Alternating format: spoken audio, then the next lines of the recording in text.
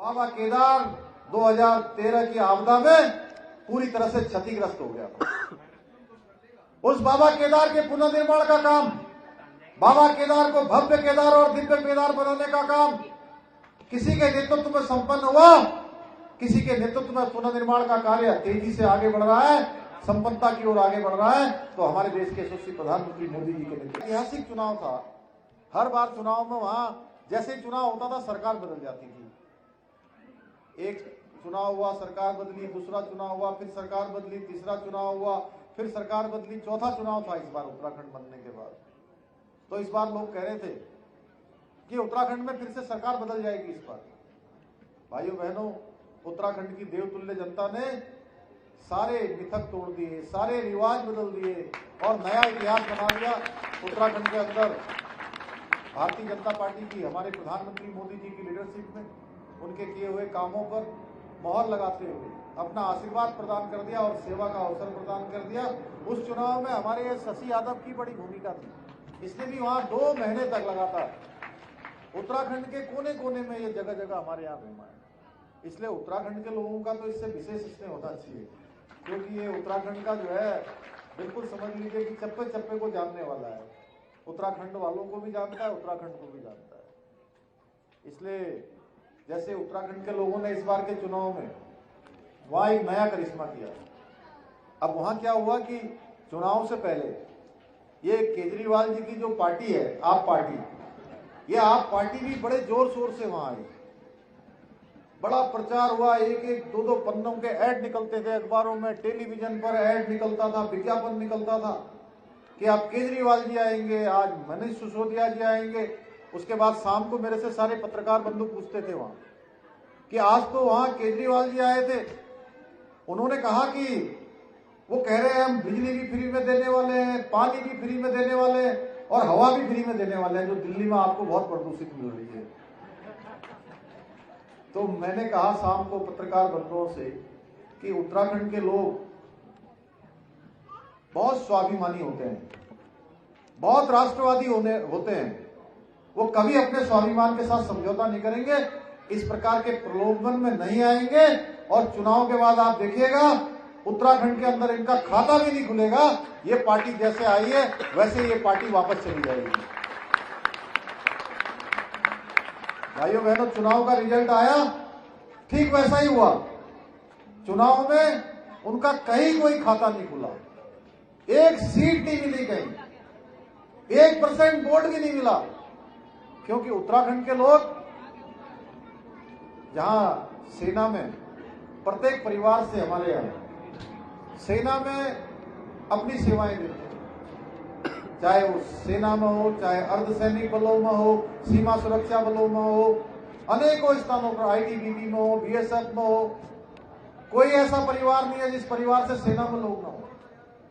उत्तराखंड के लोगों ने अपना देश की, चाहे वो आजादी का आंदोलन हो, चाहे देश की सुरक्षा के मामले हो, सभी पर उत्तराखंड के लोगों ने बढ़ चढ़कर भाग लिया है।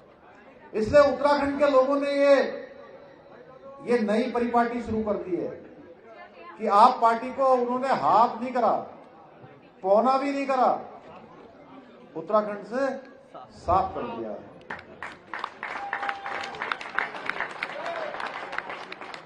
और जब उत्तराखंड के लोग कोई काम शुरू करते हैं तो उस काम में देवी देवताओं का भी आशीर्वाद होता है, क्योंकि जो देवी देवता चाहते हैं, जो भगवान चाहते हैं, वही उत्तराखंड के लोगों से सबसे पहले करवाते हैं।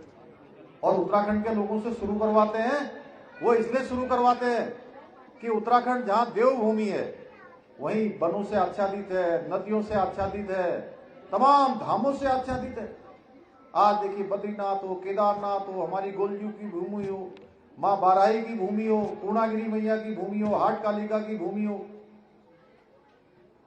अनेकों स्थान, चितई गोलजू का स्थान, जागेश्वर धाम, कोटगाड़ी मैया, बाराही मैया, धारी मैया, अनेकों स्थान।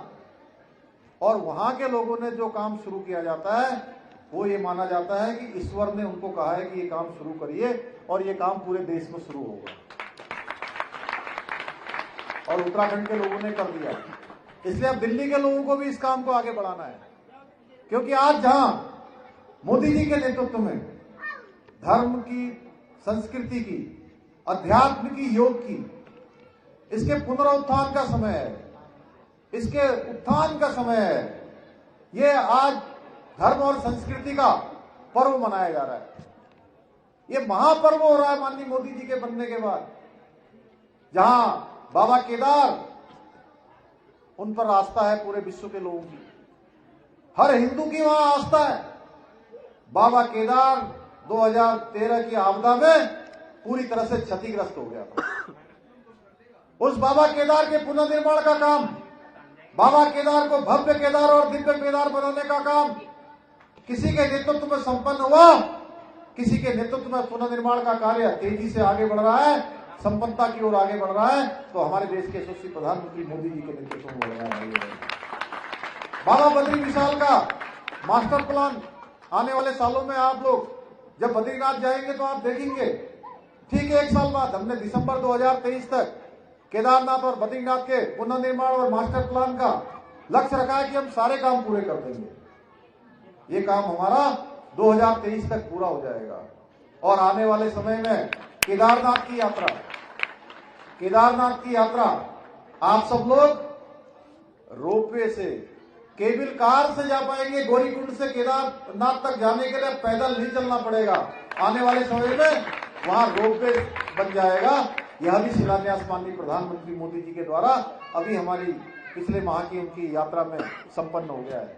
इसके साथ साथ हमारे सिख भाई होंगे, सिखों के लिए भी जो काम प्रधानमंत्री मोदी जी के प्रधानमंत्री बनने के बाद संपन्न हुए, भारत के पूरे आजादी से लेकर आज तक के कालखंड में नहीं हुए। भाइयों बहनों, गोविंद घाट से हेमकुंड साहब जाने के लिए लगभग 16 किलोमीटर की यात्रा, पैदल यात्रा करनी पड़ती थी और बड़ी कठिन यात्रा थी। बड़े बुजुर्गों के लिए तो बहुत ही कठिन होता था और जो अस्वस्थ होते थे उनके लिए और कठिन होती थी। उस यात्रा को भी बहुत ही सगम और सुरल आगे भविष्य में हो जाएगी, क्योंकि अब गोविंद घाट से लेकर हेमकुंड साहब तक का रोपवे का भी शिलान्यास हो गया। आने वाले सालों में वहां रोपवे से यात्रा की जा पाएगी। चारों धामों को जाने वाली यात्रा, हमारे चारों धामों के ऑल वेदर रोडों के काम तेजी से चल रहे हैं। पहले जहां बद्रीनाथ जाने के लिए, केदारनाथ जाने के लिए ऋषिकेश से ही कई दिन लग जाते थे, 2 दिन 3 दिन की यात्रा हो जाती थी, अब कुछ ही घंटों में बद्रीनाथ पहुंच जाते हैं।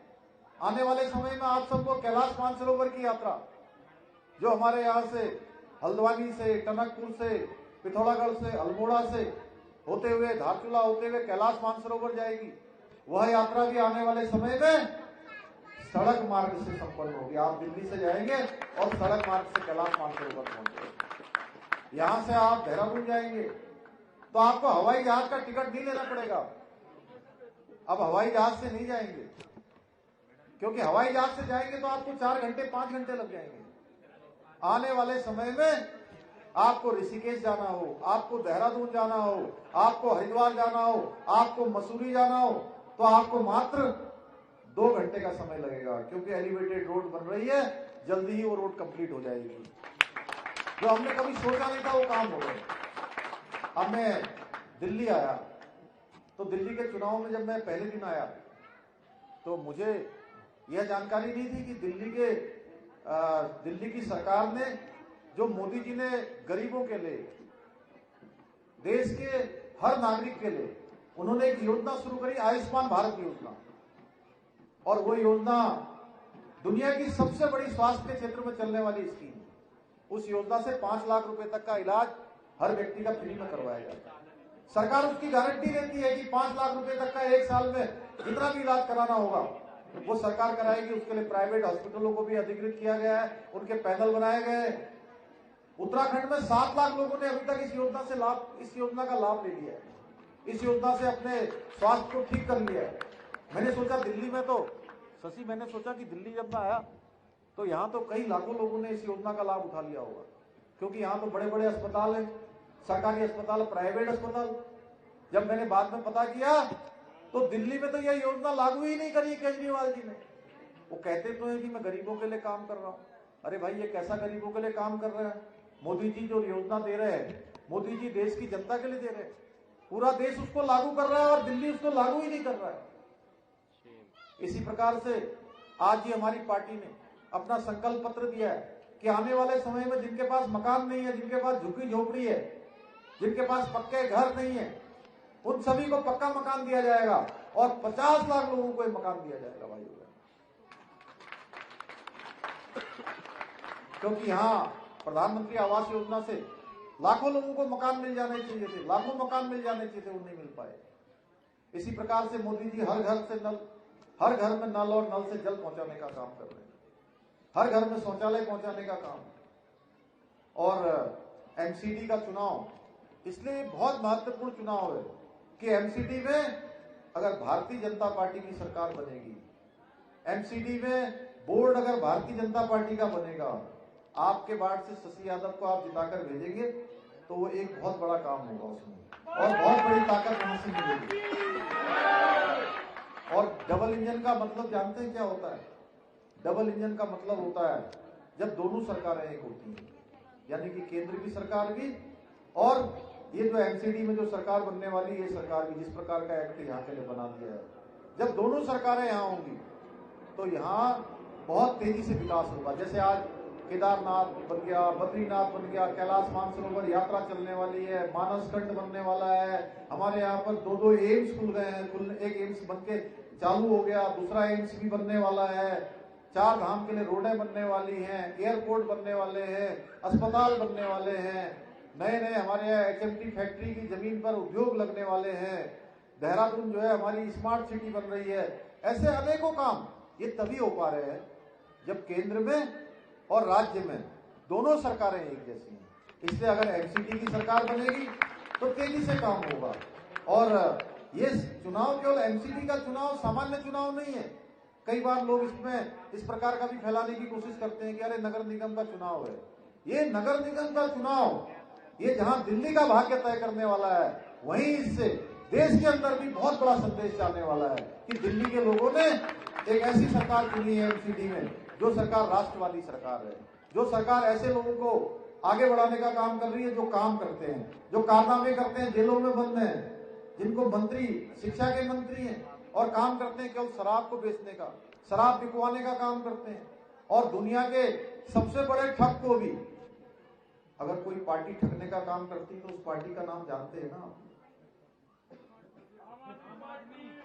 जब इतने बड़े ठग को ठग सकते हैं तो हमारी भोली भाली जनता का तो क्या कहना। उनको तो बहुत आसानी से ठगने का काम करते रहे हैं। इसलिए काम करने वालों को यहाँ मौका देना है। जनरल बिपिन रावत जो हमारे पहले सीडीएस थे और पूरे उत्तराखंड में पूरे देश के गौरव थे, पूरा जीवन उन्होंने सेना में लगाया, उनकी एक हेलीकॉप्टर दुर्घटना में देहांत हो गया। उनके बारे में भी आम आदमी के पार्टी के लोग तमाम उल जुलूल बातें उनके लिए किया करते थे। सेना के सर्जिकल स्ट्राइक पर भी प्रश्न चिन्ह खड़ा करते थे, सेना के लोगों को भी अनाप शनाप कहते थे। दिलबर नेगी के हाथ पांव काट कर किस प्रकार से भट्टी के अंदर झोंक दिया छोटे से बच्चे को, ये हम कभी भूल नहीं सकते हैं। इसलिए भाइयों बहनों, ये समय है कि हम काम करने वालों को मौका दें। और मोदी जी जो आज चाहे अयोध्या की बात करें, हम जब कहते थे राम लला हम आएंगे, मंदिर वहीं बनाएंगे,